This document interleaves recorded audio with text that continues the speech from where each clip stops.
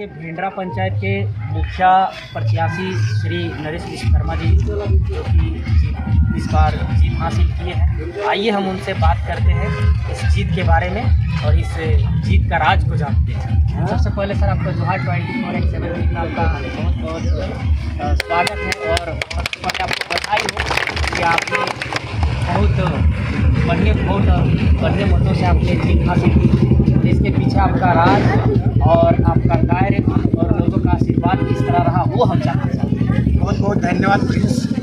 सबसे पहले मैं भिंडरा ग्राम के सभी जनता को, सभी वोटर्स को हृदय से धन्यवाद देना चाहूँगा। उनके कृपा के बिना आज का दिन जो भिंडरा के इतिहास में दर्ज होगा ऐसा नहीं आता। इसलिए सबसे पहले मैं सभी जनता को हृदय से कृतज्ञता व्यक्त करते हुए धन्यवाद देना चाहूँगा। जहाँ तक प्रिंस आपने कहा कि सक्सेस का राज क्या है, मेरा मानना है कि सक्सेस तो उनको मिलता ही है जो संघर्षशील रहते हैं, जिसके हृदय में साफ छवि हो, जिनके पास कुछ मिशन हो, कुछ कर गुजरने का तमन्ना हो, है ना। उनको तो सफलता मिलती है, भले ही सफलता आने में थोड़ी सी देर लग जाती है, लेकिन सफलता मिलती है। आपका प्रथम मिशन में प्रथम मुद्दा क्या है? जैसा कि आपने मेरा इंटरव्यू पहले भी कर चुके हैं और मैं आपके चैनल को फिर से एक बार धन्यवाद देना चाहूँगा। जो आपने पहला इंटरव्यू हमसे लिया था, उस इंटरव्यू में मैंने जो मुद्दा पर बात किया था, बेसिकली 4 मुद्दा पर मेरे बात थे। पहला उद्योग का बात था, दूसरा सिंचाई की बात थी, तीसरा पेयजल के बात था, चौथा स्वास्थ्य की बात था और बेरोजगारी को भी हद तक कंट्रोल करने की बात थी। तो ये सारे मिशन रहे हमारे और इन सारे मिशन के साथ मैं जनता के बीच में गया। जबकि मैं आपको बताऊं कि इस चुनाव में कुछ अद्वितीय चीज़ हो रहा था। हम लोग 6 प्रत्याशी मैदान में थे, बड़े बड़े दिग्गज लोग भी थे, है ना, बहुत बड़े बड़े विद्वान लोग भी थे और बड़े पैसे वाले भी लोग थे। लोगों को ऐसा लग रहा था कि पैसा जीत जाएगा, राइट। कुछ समय पहले हमको भी लगा था कि पता नहीं ये जनता फिर से पैसे वालों को तो वोट नहीं देगी। तो एक समय मेरे मन में ऐसा विश्वास आया कि क्या पैसे से सब कुछ हो सकता है। तो फिर मैं मेडिटेशन कर रहा था, उसमें अंतरात्मा ने मेरी जवाब दिया। वो इस तरह से था, मेरे मन में 2 चीज़ बात आई कि पैसा बड़ा या दिमाग। तो मेरा अंतरात्मा ने जवाब दिया दिमाग बड़ा है। दिमाग से पैसा कमाया जा सकता है, बट पैसे से दिमाग बनाया नहीं जा सकता। बीच में क्या आपको डर आया था? बिल्कुल, जब पैसा चारों तरफ पैसा का बौछार हो रहा था तो मुझे डर लगा था, लेकिन इस बात का कहीं भ्रमित होकर लोग अच्छे कैंडिडेट को चुनने से वंचित ना हो जाए। लेकिन बाद में मुझे पता चला कि पैसा तो दिमाग से बनाया जा सकता है, पैसे से दिमाग नहीं बन सकता है। और मैंने इस मिशन को लिया। मुझे अंतरात्मा ने ये आवाज़ दिया कि लोग पैसा ही बांट रहे हैं ना, ईश्वर ने तुझे दिमाग दिया है, दिमाग और दिल बांटो, प्रेम बांटो, सफलता तुम्हारी कदम चुमेगी।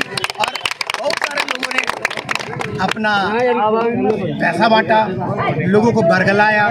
जो चीज़ नहीं करना चाहिए था, जो मैं ये कह सकता हूँ लोकतंत्र का हनन है, उस तरह का काम भी लोगों ने किया। बट इस बार भिंडरा की जनता को भरमाया नहीं जा सका। भिंडरा की जनता इस बात को समझ गई थी, है ना। मैंने खुले आम माइक से जाकर जनता के बीच में रूबरू हुआ और मैंने उनसे कहा था कि यदि कोई प्रत्याशी आपके पास आता है और पैसा देने की बात करता है और आपका मन यदि करता है कि पैसा लेना चाहिए, तो मैंने कहा था ले लीजिए।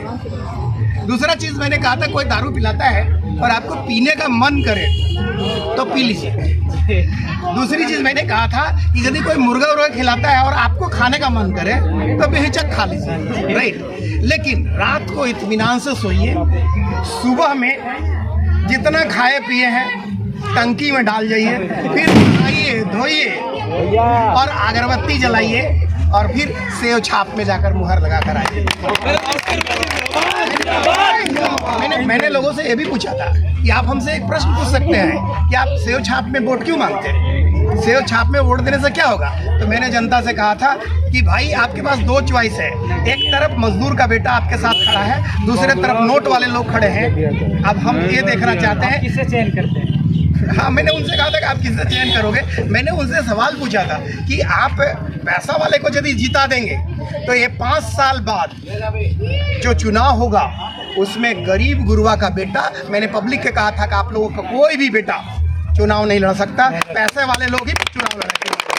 इसलिए या तो आप सेव छाप पर मुहर लगाकर गरीब और मजदूर के बेटे को जिता दीजिए और नोट वाले को भगा दीजिए, या फिर नोट वाले को जिता दीजिए और हम सभी गरीब लोग भाग जाएं। चॉइस आपका, मैंने उन पर चॉइस छोड़ा था और भिंडरा की जनता ने भरपूर नोट वाले को यहाँ से खदेड़ने का काम किया और फिर से लोकतंत्र को भिंडरा में कायम किया और एक इतिहास रचा गया। इस जीत में आप भिंडरा वासियों के लिए, अपने पंचायत के ग्रामीण वासियों के लिए क्या कहते हैं? हम तो हृदय से कृतज्ञता व्यक्त करना चाहते हैं। हमारा भिंडरा पहले से विवेकपूर्ण गांव रहा है।